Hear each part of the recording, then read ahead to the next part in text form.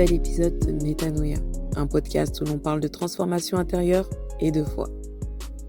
Aujourd'hui, j'aimerais vous parler d'un film qui m'a particulièrement marqué, Sinner, qui se traduit par pécheur en français. J'ai décidé de vous partager mon analyse et ce que j'en ai compris en faisant un parallèle avec la parole de Dieu. Il faut savoir qu'initialement, je ne comptais pas aller voir ce film parce qu'il rentre dans la catégorie des films d'horreur. Je ne suis pas du tout, mais pas du tout, film d'horreur. Mon frère m'a encouragé à aller le voir, me disant que ça allait me permettre d'avoir une autre perception de la musique et comprendre certaines choses. Ni une ni deux, par curiosité, j'y suis allée. Alerte spoiler, si tu n'as pas vu ce film et que tu souhaites aller le voir, va le voir avant d'écouter cet épisode. Je ne veux pas de problème avec toi. Coupe cet épisode tout de suite et va voir le film. Reviens juste après. Ce film est rempli de messages, rempli de réalités spirituelles dévoilées, en plein jour. J'en ai retenu quelques-unes et je compte vous en faire part. Attention, je n'ai pas pris tous les éléments, toutes les leçons. Je vous en ai retenu 10 et j'espère qu'elles pourront vous aider. C'est parti pour les 10 leçons. La première, les fondations sont essentielles. En volant les autres pour fonder quelque chose, on ne peut pas s'attendre à de bons fruits. En faisant quelque chose de mal, clairement, on ne peut pas s'attendre à de bons résultats. Dans Galates 6, verset 7, il est écrit « Ce qu'un homme aura semé, il le moissonnera aussi ». Ce qui veut dire que si on sème quelque chose de bon, si on sème quelque chose de juste, on aura de bons résultats, on moissonnera de bons fruits. Et là, on le voit en fait. Dans le film, les jumeaux bâtissent en un jour leur club, simplement en donnant de l'argent et de l'alcool, qui en réalité ont été volés. Rien n'est solide, tout est futile et poussière.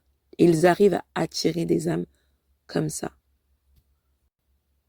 À noter également qu'ils ont décidé de bâtir leur club de blues dans un ancien abattoir qui appartenait au Ku Klux Klan.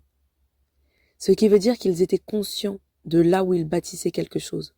En étant des hommes noirs, ils avaient décidé de trahir leur peuple, juste pour fonder un endroit et avoir le maximum de profit, sans tenir compte de leurs valeurs et de leur histoire. Deuxième leçon, Dieu est lumière. La lumière vient consumer tous les vampires lorsque le jour se lève. Dieu est la lumière et rien ne lui résiste. Dans Jean 1, verset 5, il est écrit « La lumière brille dans les ténèbres et les ténèbres ne l'ont pas reçue ».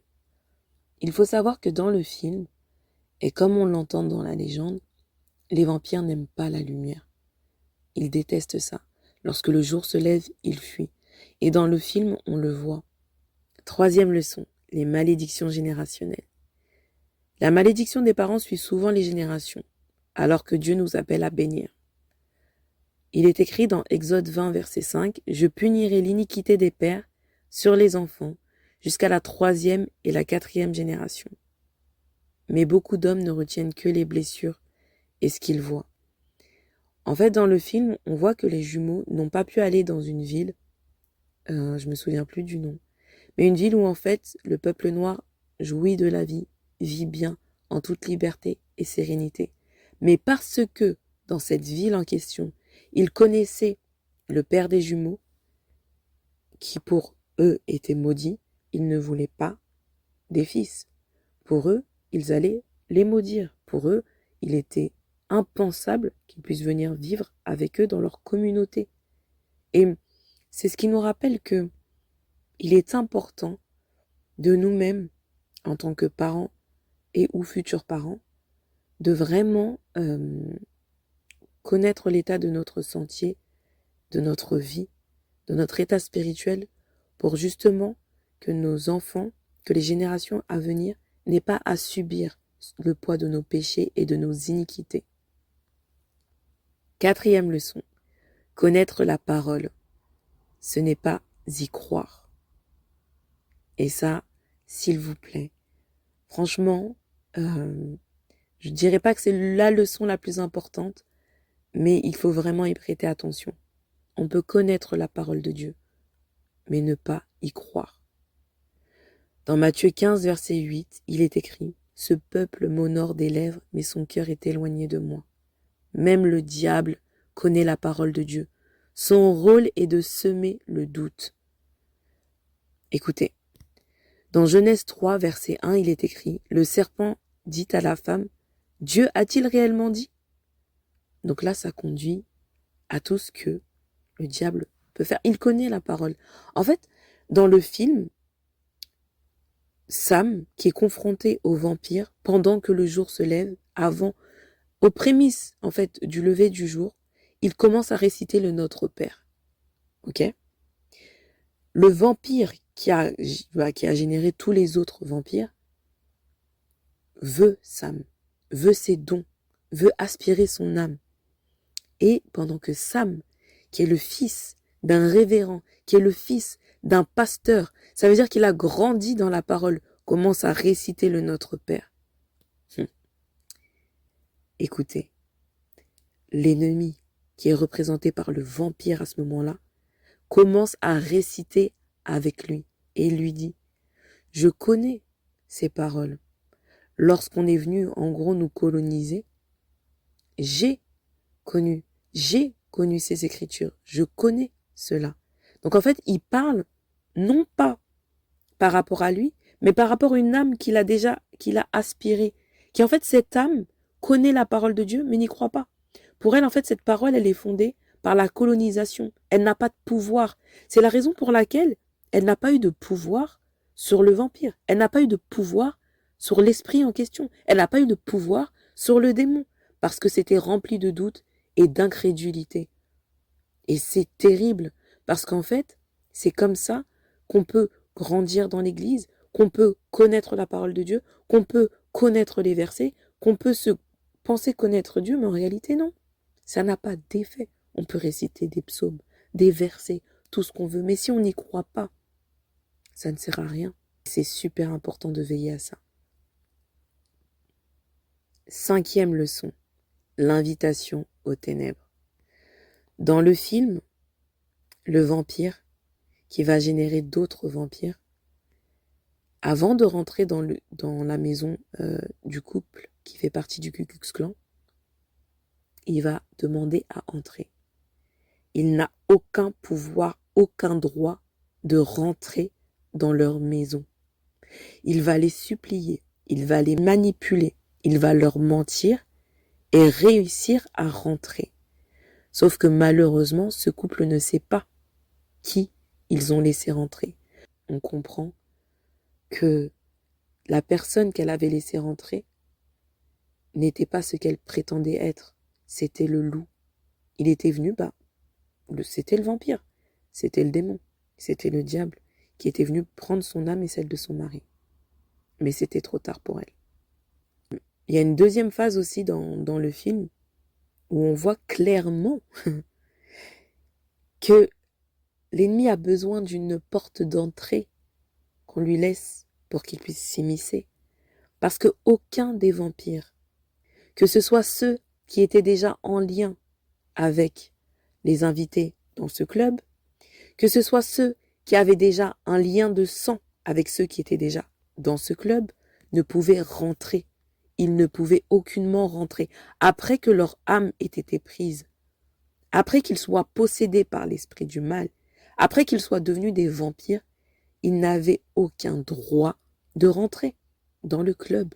En fait, ils devaient demander la permission ou ils devaient avoir une invitation. Sinon, ils n'avaient aucun pouvoir de rentrer. En fait, ils pouvaient errer autour. Mais dans ce club, entre les 4 murs, ils n'avaient aucune autorité, aucun accès. Et c'est super intéressant à comprendre et à intérioriser et surtout à conscientiser. Regardez. Dans Éphésiens 4, verset 27, il est écrit « Ne donnez pas accès au diable ». Ça veut dire qu'en fait, il n'a pas accès. Initialement, il n'a aucun accès. Et on voit aussi qu'au bout d'un moment, les survivants, entre guillemets, qui n'ont pas été encore mordus, qui sont dans le club, craquent en fait. Craquent. Et ils essayent en fait, les vampires de trouver une faille. Ce qu'ils essayent de faire, en fait, c'est de pousser à bout, de jouer sur les émotions, de jouer sur les sentiments, de jouer sur les souvenirs, de jouer sur l'âme, de jouer sur le ressenti, de jouer sur l'attachement. Et en fait, au bout d'un moment, ils arrivent à pousser à bout. On voit que celle qu'ils arrivent à pousser à bout a une croix autour du cou. Ce qui laisse à penser que c'est une personne qui a la foi en Dieu. Mais là, elle n'a pas basé sa foi, sa force sur Dieu. Et ils arrivent à la pousser à bout. Pourquoi? Parce qu'ils jouent sur son émotion, sur ses émotions, en disant « Ah, tu veux pas venir de notre côté? Écoute-nous bien, hein? On va aller chercher ta fille. » Et là, elle commence à craquer. Et on voit que ses émotions commencent à se décupler. Et elle leur dit « Venez, je vous attends. Venez, je vous attends. » Elle leur a donné accès au club. Et là, tout commence. Et en fait, il est écrit dans 2 Corinthiens 12, verset 9, « Ma grâce te suffit, car ma puissance s'accomplit dans la faiblesse. » Au moment où elle était faible, où ils ont commencé à la menacer, en lui disant clairement, on va aller chercher ta fille. Et sa fille, en tant que maman, c'est ce qu'elle a de plus cher au monde. En fait, elle a vu son mari qui, lui, a été mordu, donc du coup, qui n'est plus présent. Pour elle, elle voit que l'un des jumeaux est en train de réfléchir et elle veut qu'en fait, on agisse dans l'immédiat. La patience ne fait plus partie d'elle, en fait. Là, elle veut en découdre. Ça veut dire qu'elle ne s'appuie même pas sur Dieu. Elle s'appuie sur sa propre force et ses émotions. Et là, c'est parti.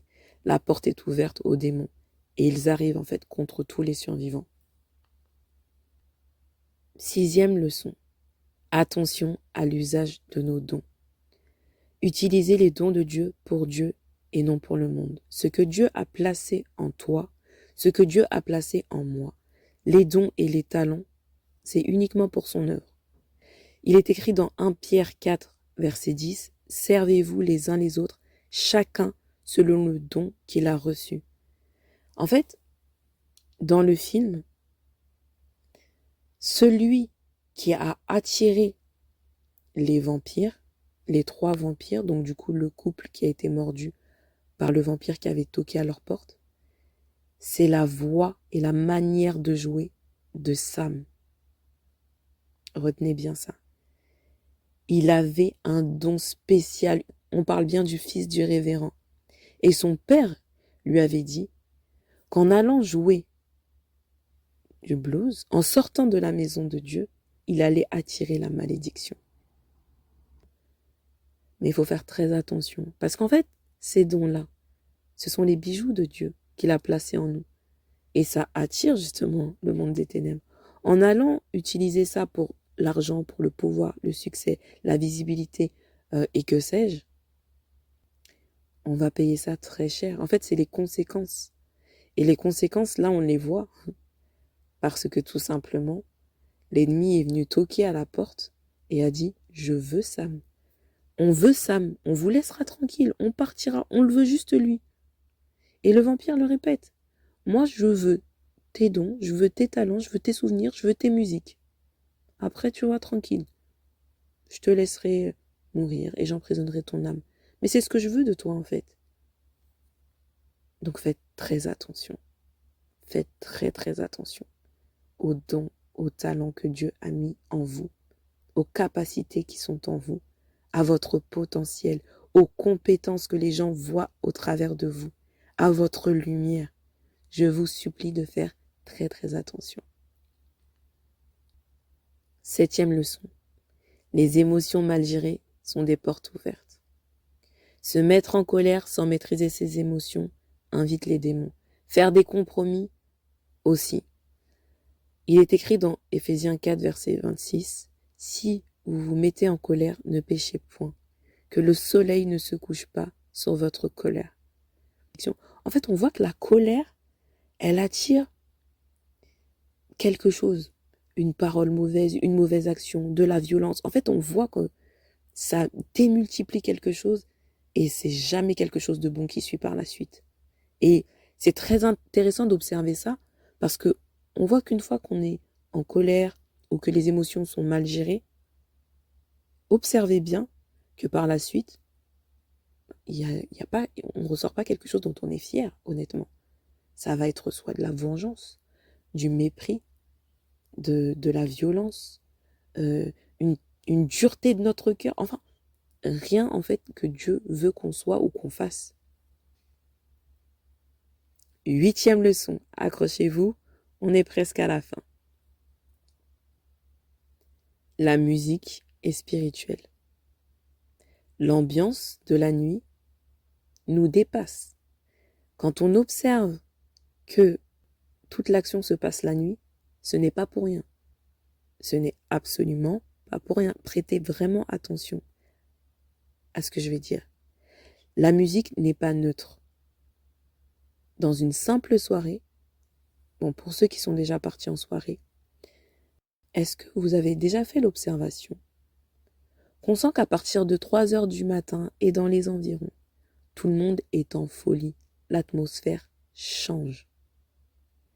En fait, c'est le temps que la musique s'imprègne dans les âmes, que la musique s'imprègne dans l'atmosphère, que la musique s'imprègne et aussi que tout ce qui est spirituel arrive. En fait, si nous avions des yeux spirituels, une conscience de voir ce qui se passe autour de nous, on éviterait beaucoup de pièges. Croyez-moi, on éviterait tellement de pièges parce que il se passe énormément de choses. Dans le film, c'est montré de manière assez subtile en disant, quand on entend de la musique, c'est une porte ouverte. Il y a des ancêtres, il y a les esprits à venir et il y a d'autres esprits qui sont liés aussi à nos familles. Donc en fait, on est entouré. Et on peut voir aussi quand la chanteuse, à un moment, elle chante, elle est un peu dans une sorte de transe. Il faut savoir que une voix, un don, un talent, un chanteur, un musicien, une musicienne, une chanteuse, ils ont des dons. On a des dons pour ouvrir des portes. Là, dans le film, c'est Sam.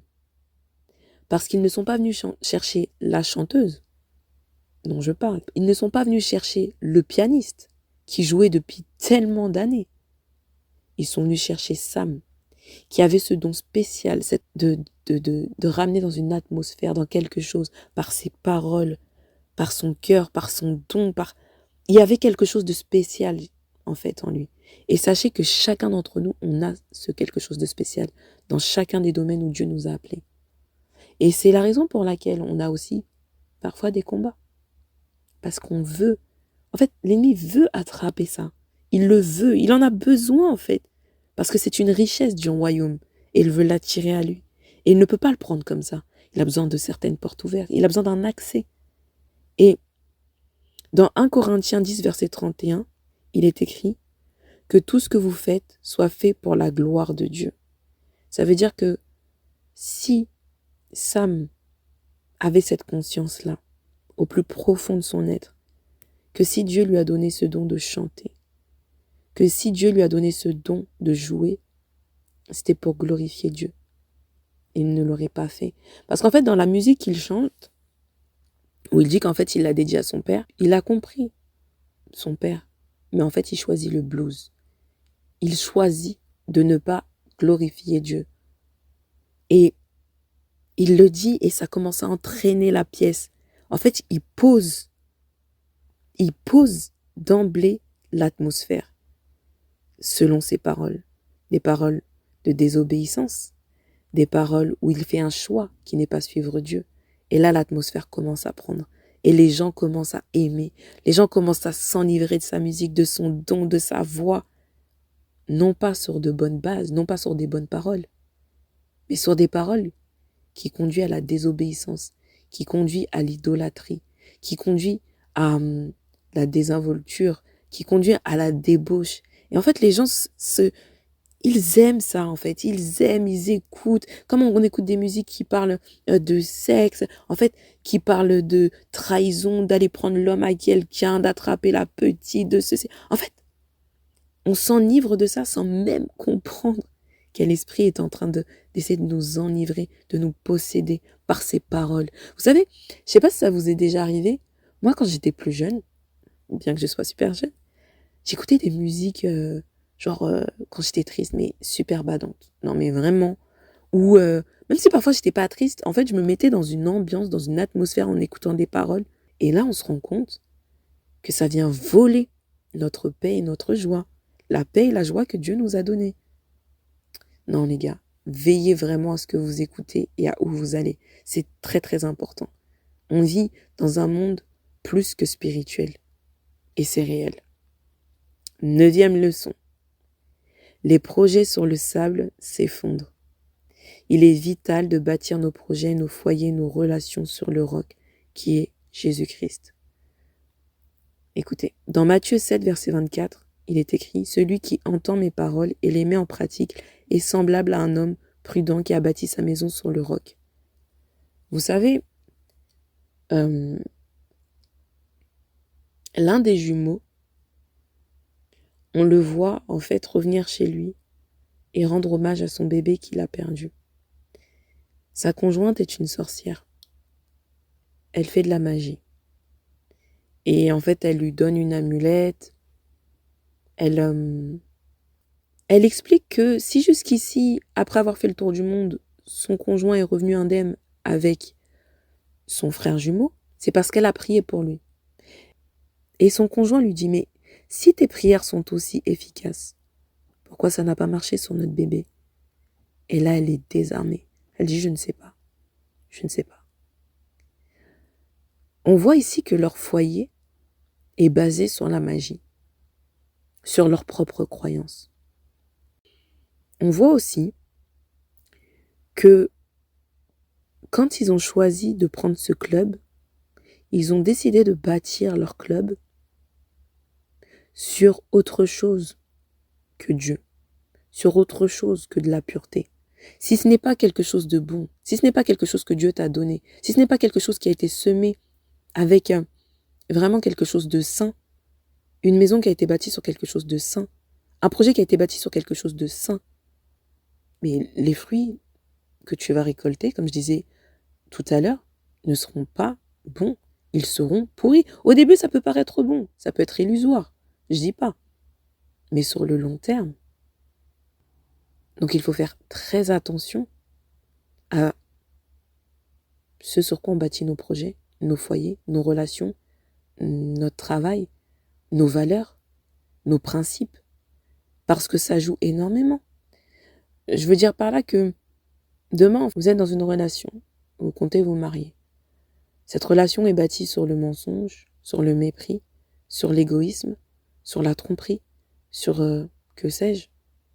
Est-ce que sincèrement, en étant tous lucides, on va s'attendre à ce que ce mariage prospère? Non, on va se dire, attendez, doucement. Vous pouvez construire quelque chose de bon, mais venez vous baser vos fondations sur quelque chose de solide, sur quelque chose de pur, sur quelque chose de pieux, sur quelque chose de sain, pour avoir quelque chose de solide pour plus tard et surtout pour avoir de bons fruits dans votre mariage et dans votre relation. C'est la même chose en fait avec Dieu. Chaque projet, chaque chose que tu vas faire, qu'on va faire dans nos vies, il faut veiller à ce que ce soit fait sur de bonnes fondations, sur la parole de Dieu et sur ses commandements. 10e leçon. L'idolâtrie nous retient. L'amour exagéré pour un objet, une personne, une passion nous éloigne de Dieu. C'est tout simplement de l'idolâtrie.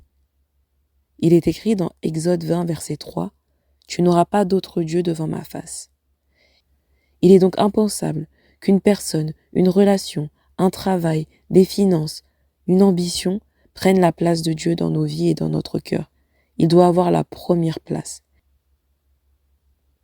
Dans le film, on voit que les jumeaux idolâtrent l'argent, on voit l'idolâtrie par la magie, mais ce qui est le plus frappant, c'est l'idolâtrie de Sam par rapport à sa guitare, cet objet qu'il le possède, dont il n'arrive pas à se détacher.